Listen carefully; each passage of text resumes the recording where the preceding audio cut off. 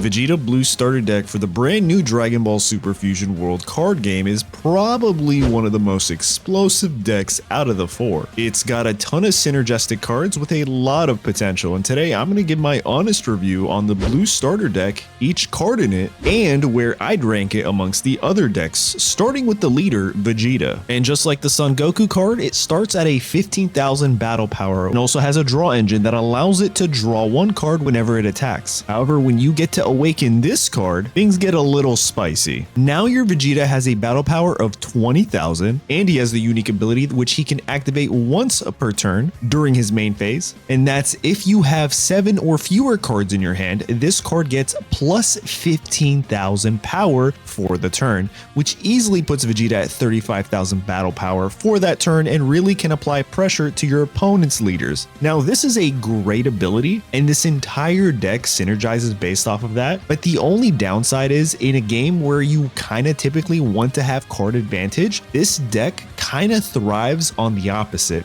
So it's not necessarily an entirely bad thing, but the Vegeta leader and many of the blue cards play very differently from all the other colored factions. Now let's look at its super rare cards, and the first one is Gotenks, a 25,000 battle power 4-cost card that yields you 5,000 combo. And here's another ability that takes advantage of having 7 or fewer cards in your hand. When you play this card, you can then add one Son Goten and one Trunks Youth, both with a cost of 2 or less, from your drop to your hand, which is great for many things, but mostly for comboing. Next is the Vegeta Double Strike card for this deck, and it is possibly, in my opinion, better than the Son Goku one, because the Son Goku one only does minus 20,000 battle power, which by itself is pretty good, but comparatively, it doesn't even come close to Vegeta's. You see, with Vegeta here, he's also a 5-cost card with a 35,000 battle power, yields 0 combo because they don't want you to combo this, has the ability Double Strike, and on play, choose up to one of your opponent's battle cards with a cost of 4 or less and put it on the bottom of your opponent's deck is pretty dang good.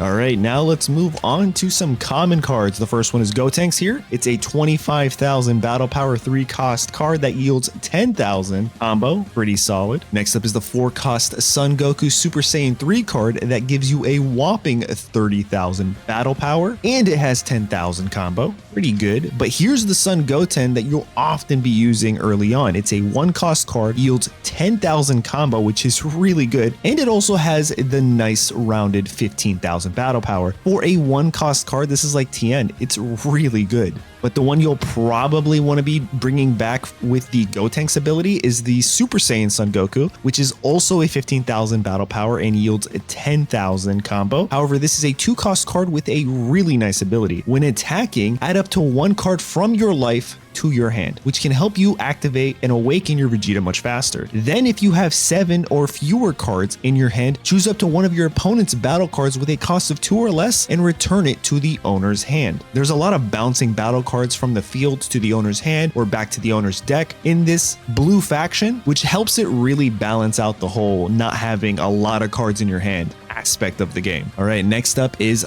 one of my favorite blue cards. It's the Son Gohan Adolescent. I wish this was in red, but you know, there's a lot of good Gohans in red already. This has a 20,000 battle power. It's a 3-cost card and yields 5,000 combo. It's not really great for comboing. However, that permanent your turn ability is insane, because if you have 7 or fewer cards in your hand, you get plus 15,000 power, which I'm telling you, puts so much pressure. You're either easily taking a life away from your opponent, or you're forcing them to use 2 to 3 combo cards from their hand. Use this in conjunction with, like, say, a Double Strike Vegeta, and you're really applying a ton of pressure to your opponent. Next up is the Trunks Youth card. This is the 1-cost card, 5,000 battle power and 5,000 combo. Not great, but it does play a little bit like Roshi from the red faction, where on play you draw 1 card, so that's something.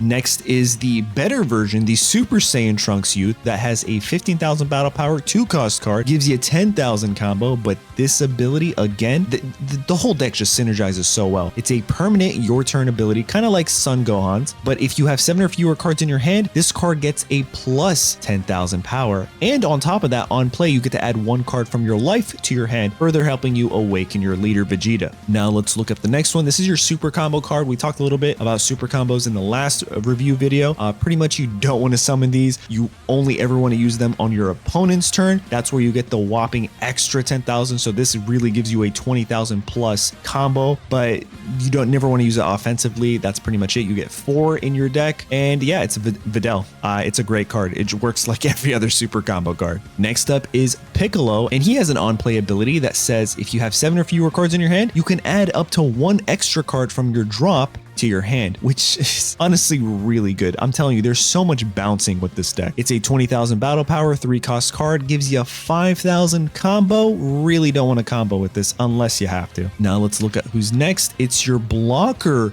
for this deck, and finally you actually have a blocker. You have 4 of them in this starter deck. In the Goku deck, you don't have any blockers. There are red blockers from, say, like booster packs, the Awaken Pulse, but you don't get any in your starter deck. So having a blocker in the blue deck is really good. Real quick, for those who don't know what a blocker is, when an opponent declares an attack on one of your cards, and as long as this is active and not in rest position, you can pretty much block that attack and have this character take that damage for you, which is really great. It's a 1 cost card, 5,000 battle power, so you're probably never going to survive those hits, but it also has 10,000 combo. I think blockers, just like the critical hitters, are really advantageous in this game. They are just so good, and you should really pay attention to how you use them. Next up is the Majin Buu, the good Majin Buu. He's a 2 cost card, which is amazing. 20,000 battle power. This is going to apply so much pressure early on to many opposing leaders that are 15,000 battle power and not awakened yet. And on top of that, it gives you 10,000 combo. What's not to love about this card? And the next card is our first extra card. It's Gallic Gun, Vegeta, you know, signature move here. It's a 1 cost card, and you could only activate this in battle. Similarly to the Kamehameha, you can activate it during your turn or your opponent's turn, as long as you have 1 energy resource still available. If you don't have 1 available, then you can use it on your opponent's turn. It's as simple as that. But pretty much you get to choose your leader or up to 1 of your battle cards, and it gets plus 15,000 power for that battle. Then, if you have 7 or fewer cards, there it is again, you get to synergize that whole having a smaller hand effect. You get to draw 1 card from your deck, which I think is pretty neat. And now the final card in the deck is Final Flash. Look at that. It's a 2 cost card that has a permanent effect. If you have 7 or fewer cards in your hand, then it only costs 1 card. So it doesn't even have anything to do with how many characters you have on the field. Just if you have the requirements of having less than 7 cards, this just costs you 1 energy resource, which is amazing. It's actually so much better than the God Kamehameha when you really think about it. And the ability for this one is activate during your main. You discard 1 card from your hand, choose up to 1 of your opponent's battle cards with a cost of 5 or less, and place it at the bottom of its owner's deck. You know what that means? This card single-handedly can deal with double strike Son Goku and even double strike Golden Frieza, which honestly makes Vegeta's deck a little bit tougher. This is why I put Son Goku's ranking a little bit lower. But yeah, now let's talk about the overall ranking for this deck. I definitely think this deck is really good. It has a lot of synergistic elements, but I think I would put it just above Son Goku's, which is kind of funny because it turns out I'm reviewing these starter decks from least to greatest. I just want to also let you guys know that I think all these leaders and all these starter decks are incredibly balanced, but just some of them work a little bit better and are much easier for new players to just pick up and really hit the ground running with these decks. So yeah, I think Vegeta Blue deck is a little bit better than Son Goku's Red. However, not as good as, say, Green Broly or even Yellow Frieza, but more on that in a future video, because that's pretty much my honest review for the Vegeta Blue starter deck. But be sure to check out the rest of the channel and subscribe for more Fusion World content.